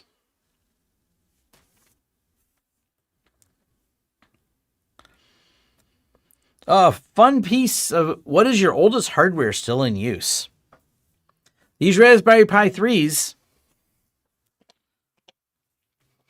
are pretty old, so these could qualify as definitely some of the older stuff in use. So maybe those. I don't really have a ton of old stuff outside of these Raspberry Pi 3s. I generally recycle by passing it on to someone else or whatever in order to get rid of old hardware. There's probably something in my boxes that's organized in some place. Frigate associates recordings with the camera, which is nice. Yes. I've noticed the audio quality between generations of UniFi camera varies greatly and not always for the better. Have you noticed that? I'm actually really impressed with the current ones, but that's probably a good valid thing to test. I have a variety of cameras. I can probably figure out like the same phrase to say it in the same way at roughly the same distance, because that's challenging because the cameras are in different locations, and say it and see which camera picks up the phrase the best. I can probably add that to my testing. I think there's variation between models. I don't know that it's gotten worse. Matter of fact, I am a little creeped out at how good the audio is on the G6 PTZ. It picks up people all the way at the end of my driveway, like really well. Now that's legal here in Michigan. And something UniFi does for outdoor cameras, and my friend showed me this. I knew there was a checkbox to disable the microphone, but when it says permanently disable, there is a way that you can disable the microphone, because some states may require this, where you disable it in a way that the only way to turn it back on is to reset the camera. So that's kind of a cool feature. You have a great fishing video with everything I remember. So that one, yeah, I did that video a while ago. I am working with one of my friends in Milwaukee. We're going to do some videos together on projects for wiring and cabling. I want to do a few. It's been a couple years since I've done a really good one, and I want to do a really good one.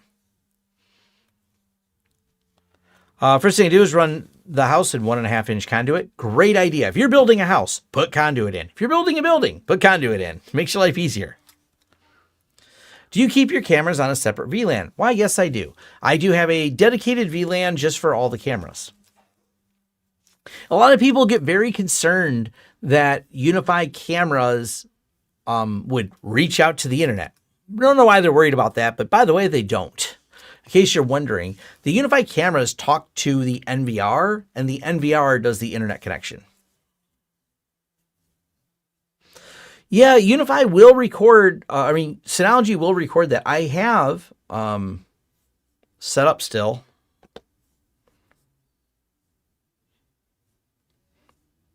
Surveillance station. I keep it running because this is one of the things that I end up having to do for consulting.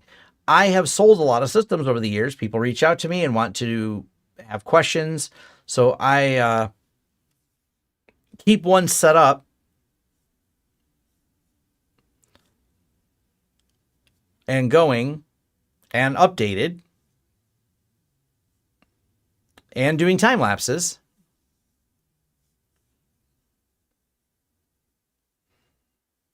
So you can, here's me in the server room. It's still recording, but it still has, I didn't purge them, but I still have some old time lapses I should probably pull off of here. But this is so archaic compared to the UniFi system for sure. Someone just reached out to me the other day about some more consulting on this. Actually, this thing, I know there's an update. Let me know. So let's update all. Yay, updates.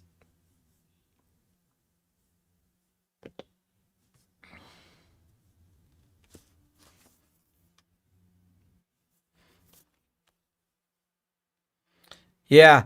If I get an alert that a camera's down, I'm going to know to check that camera. Also, it would be very challenging for someone to come up to a camera and, take the camera down and not be seen. That would be pretty challenging in its own. The worry that someone's going to tap into my network from outside is extremely low. And even for a lot of businesses, it kind of is, because first, the camera's down because you've unplugged it and you've plugged something else in. You've come in, you've plugged in a Raspberry Pi. I've popped one of these where the camera goes. And now what? What do they have access to? They're going to scan the network. If you're doing zero trust properly, that's really not as big of a deal.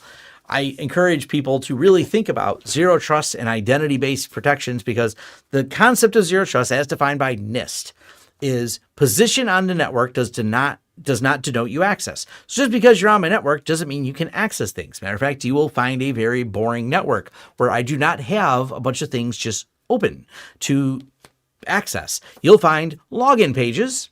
So you are closer to getting into a system if you were on my network, but you're not in my system. So I don't worry about it at the same level. And people kind of over-index on that a little bit as a worry, like, oh, no, they're on my network. That means they were going to take over my network. I don't want people on my network, but it's a layered defense. Inside the network means inside the network, and you've got to the login page you couldn't get to previously.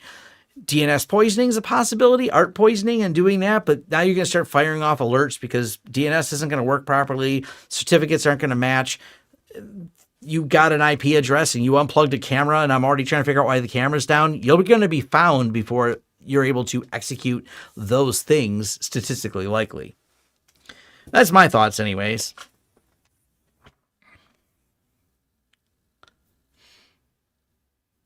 Use a UniFi G3 instant for time-lasting plan. That's pretty cool too. Yeah, definitely a use case you could do for it. But it's been about 2 hours. Thank you all for joining. This was awesome as always. Ooh, 193 people here. There's 193 people. I can stay here a little bit longer. And at the first level of tap into there. What are the other topics? You just want to talk about IoT and things like that? Not that I'm out of topics. I'm really just out of water. And you just joined. We will hang out a little longer just because you just joined. So I'm not in a rush. I don't have anything particular good. Oh, I'm shocked. Mike wants to talk more about trains. Does every service having its own login page, like IDP for Authentic, count as proper zero trust on your LAN, assuming someone got in from the outside? It's all about identity management. So whatever you're using, obviously keep your central identity locked down as much as possible. But zero trust is just the concept of, if I put you on my network, many times, and I haven't talked to him in a minute, but I'm friends with many people at Huntress. I kind of want to have fun and let John Hammond, if you aren't familiar with him, he's a pretty brilliant cybersecurity guy. He works for Huntress. He also has a big YouTube channel for those of you that don't know the name John Hammond. But I thought about putting John Hammond on my network and give him access to Netbird or whatever, Tailscale, and say, hey, what interesting things would John Hammond do on my network, and do a collab video with him. I think it might be kind of fun. I think it's one of those things where people assume because for dramatic effect, if you will, they got on the network, they got behind the firewall. And then I see YouTubers really leaning into that and talking about IoT, and it's just not, there's even been a couple pen tests done at Darknet Diaries where they show people with really solid, like good security controls that even an inside actor who was trying to gain access and plugging things in, even had some credentials, could not get beyond their credentialed access. So they had access already by the privileges they were given for the department they were in, but couldn't even escalate that. So there are ways to lock things down, but people worry more so than they should usually about the network access part. But then again, I know some people are worried about it for valid reasons, because there's a absolute ton of garbage on their network that is really insecure. So I don't know. It depends. Do you have a bunch of things on your network? Is your password admin all over the place? You should worry.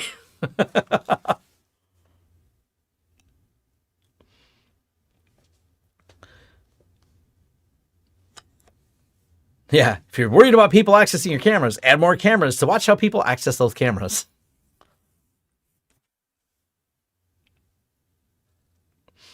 Yeah, the problem with being on the network isn't so much that it's to lower risk CVEs, expose gaps, and misconfigs. Yeah, you got to be right when they're on the network. Like when you're, sharing out your RustDesk password right here, which it's self-hosted, but if I were to show, not this system because it's not able to control, if I were to show another system internally, and then someone's internal on my network, it could be a problem. So there's a couple factors. They'd have to know the RustDesk ID and one-time password, know the IP address of the RustDesk system, and be on my network, and all those factors together would get them to a password prompt, because each of these systems has a password on it as well. So you would get all the way to the password prompt and hopefully did not have that password. Thank you very much for the donation. It's greatly appreciated. I just realized this is on, there we go, top chat. Now it's on live chat. I don't know if that makes a difference. I don't know if I missed anyone. Watching John work in real time is super cool. Yes, it is.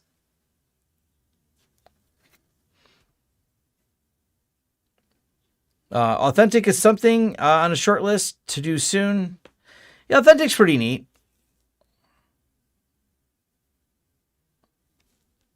Well, let's not talk about the target point of sale system where the HVAC system was tied into the point of sale system and it was all on one network. Yes. What is your naming standard for VLANs? Generally speaking, let me pull this up because I can't remember if this shows anything I don't want shown.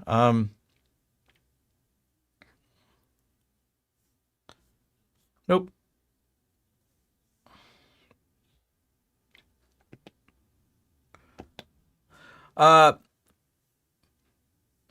Lab 101, VLAN 101. This is the only one that doesn't match. Not a big deal. So I have more than one camera. Like UniFi Protect is 24 VLAN, 10, 24, 24. Let me zoom these in, make it easier to read. So generally speaking, I follow the 22, 22, 23, 23, 24, 24. Storage is 20, which is not managed at all by that. Third-party gateway. So even though Lab 101, 102, 103, 104, 105, 1337, I just like, I did have a 13. I thought 1337 was cooler, but it's, 1313. For businesses, I'm less chaotic. For my stuff, there's a little chaos going on here because it's fine for the way I do things. But this is like, if I'm going to walk through, and I kind of showed this on my video where I have firewall rules, a little bit more cohesive network naming. And I might do a video on that because it's a question that comes up more so than I think it should, but maybe it's because there's not enough people saying this is a great way to do VLAN. So I may walk through step by step, setting up VLANs and naming IDs and subnets. Subnet for sanity. There's a good topic. During a meeting while working from home, my 2-month-old UDM Pro shut down unexpectedly with no indication of what happened in logs or previously. Interesting. That's really interesting. That's just bad. I really haven't had any reliability issues with a lot of the UniFi stuff.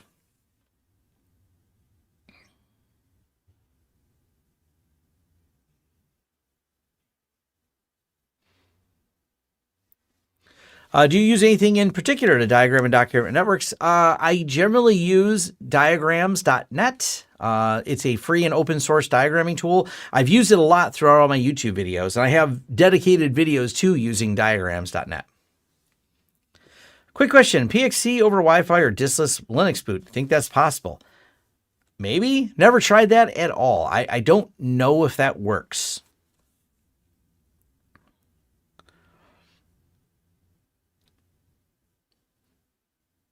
Are you using AI to facilitate your tasks?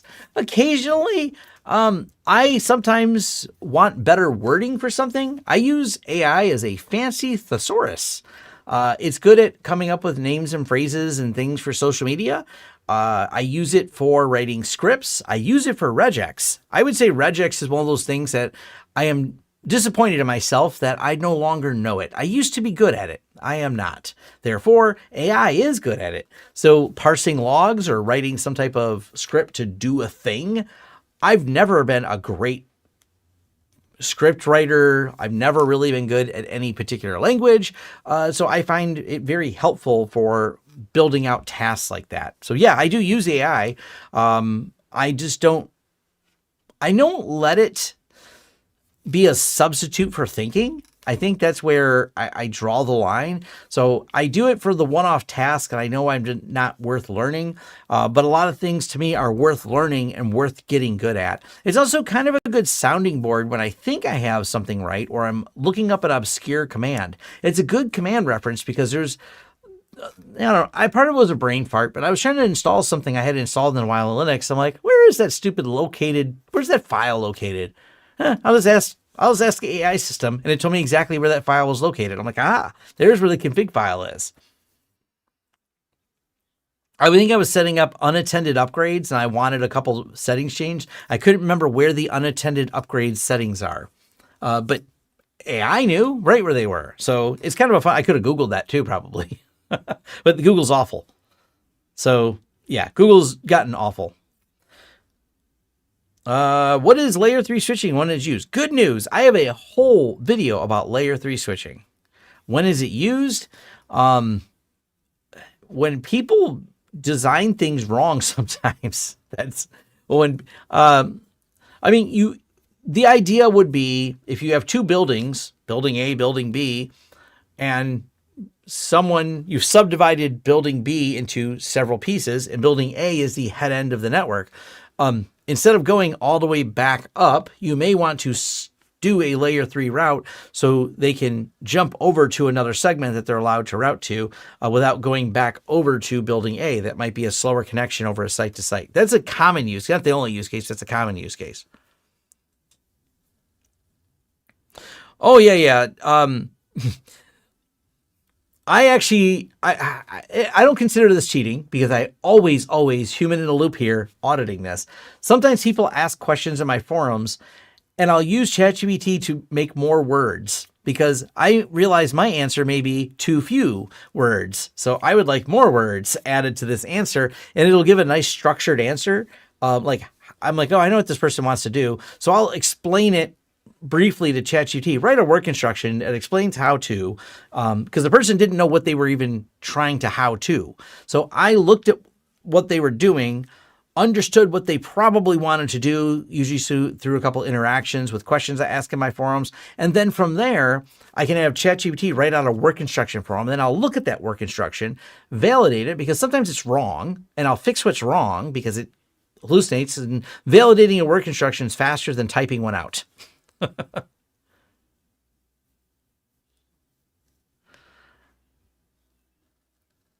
Oh, yeah. Turn this email into something nicer. That one. Yes. Definitely a thing I do. And it's a good use of AI. It's a good wordsmith by its nature and its name, large language model. I try to never let it take the edge off of what I mean. It will definitely use too many adjectives. I don't know. I think it words things in ways I wouldn't, even though I've done a lot of tuning to try to make it sound a little bit more like me in certain circumstances, because it's actually, I've learned, consumed a lot of my YouTube videos, which it's kind of weird understanding that it's consumed enough of my content that you can get a writing style. I've also thought about playing with some RAG stuff where I take all my social media posts, dump them into some of the RAG stuff, and find my voice better. And I generally have a snarky sense of humor on social media. Maybe that'll help it. I don't know.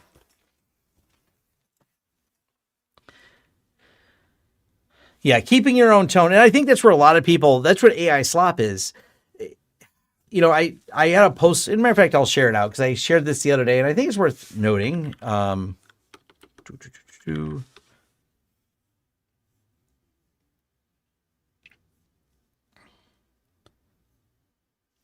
So if I post stuff on LinkedIn occasionally, so I was making fun of this guy and Microslop, but this is what I had to say, and I'll read it word for word.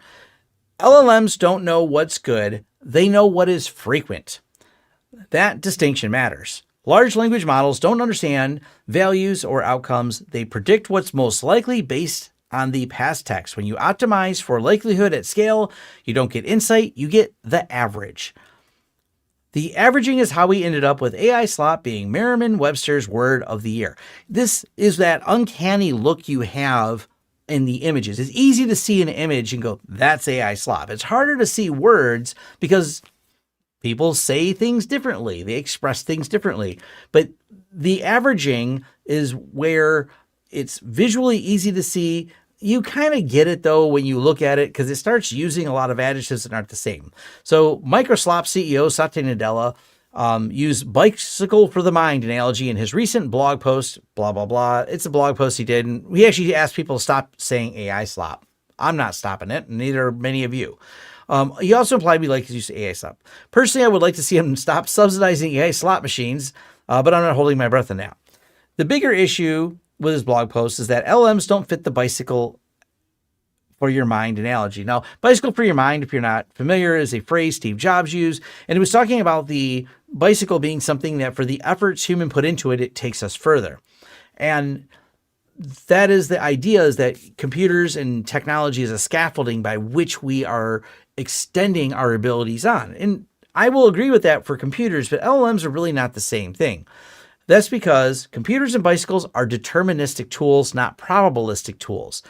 They amplify human effort without deciding direction, without averaging your opinion, and without redefining your goal. An LLM is not a neutral amplifier of cognition, so it's not neutral in this. It's a statistical prediction engine trained to reproduce what appears to be most frequently and coherently in its training data, narrowed down through your prompting. That makes it useful, but it also makes it fundamentally different from tools we've historically used as extensions of human intent. They can be useful for tools in summarizing, reviewing, and handling some tasks, but they aren't thinking machines, and they aren't substitutes for judgment or creativity. Now, I do have a challenge here. When I sit down in the morning and write, I have a different voice than a 7:30, 8 p.m. EST Tom Lawrence. I have a different tone in my voice. There are times I take the time to write things very concise and a little bit more thought out, because I write far slower than I'm speaking right now, because I'm much more deliberate in the post. So it's kind of weird, because like, is it AI or is it me? It's definitely not AI. I wrote that. I did use AI to, I looked up something in AI to write that. I think I was pulling off something from AI. I can't remember what maybe I'll one time I'll walk people through the process of how I do that, because I don't mind sharing it. It's like, I'm not hiding any of this stuff. But it's kind of just, yeah, I think too many people use it, and it really dulls things or averages them too much, and it just makes for a very bland, thoughtless post. This post actually has a decent amount of engagement. I got 158 people seem to have liked it, and 26 people reposted it. I think it's just because of me making fun of Satya Nadella. I don't know.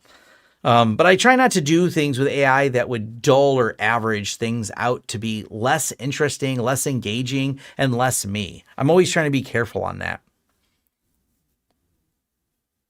It does very well with templating, absolutely. What comment did I gloss past?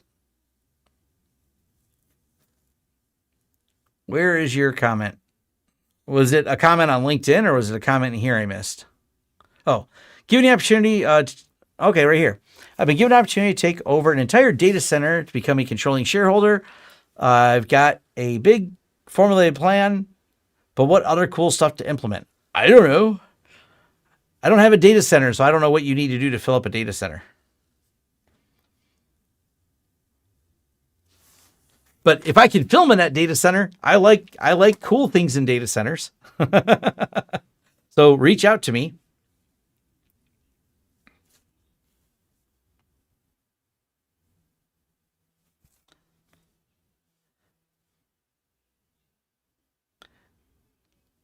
But it's not via probability in the statistical sense. I mean, you could argue nuance all day with it. There's people who did argue the nuance of it, but AI is not deterministic. It is not input. This input will absolutely give this output in an absolutely consistent way.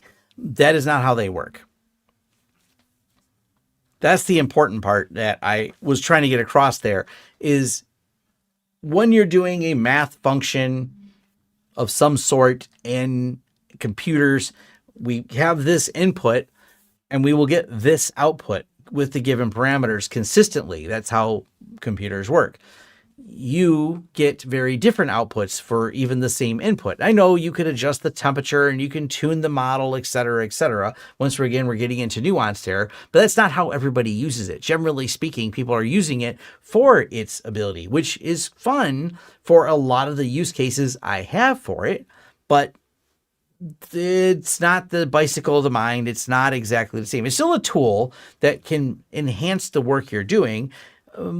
But like I said, there's a lot of nuance in this.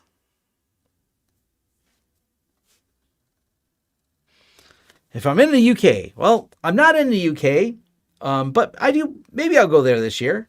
We'll see how things go. But it is now 8:04, and I did start this about 6:04 because I couldn't figure out where the stream key went or why it wasn't lining up.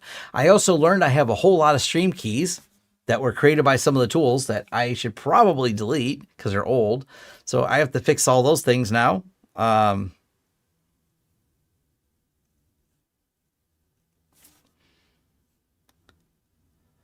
Yeah, I mean, there's ways you can make AI narrow down, but it's still not input output that's exactly the same. You narrow it down through prompting. Prompting is very, very important. That's how you get effective at it. And like I said, I'm not saying it's useless. It's just it's the way a lot of people use it is improper, and the way it's overhyped is a bigger part of the problem. So I'm not a hype person. I'm not here to sell you on AI. I'm here to tell you how I use AI and share knowledge with you, but I'm definitely not among the hype people doing all other stuff. But with that, thank you all for joining. Hit me up on the internet. Hit me up on the socials over at lawrencesystems.com. If you scroll down to the bottom here, you'll find ways to connect with me on social media. I talked about emailing me. Feel free to reach out. vlogthursday@lawrencesystems.com, homelab@lawrencesystems.com. Or apparently someone says, if you ask for my email address, apparently ChatGPT or one of the LLMs knows it. Cool, I guess. Fair enough. All right. Look forward to hearing from some of you. If not, hit me up on the forums. Forums is an easy place to find me. All right. And thanks, everyone. Take care. Now I got to figure out where the end stream button is. Ooh, I think I know where it is. I'm going to end it now.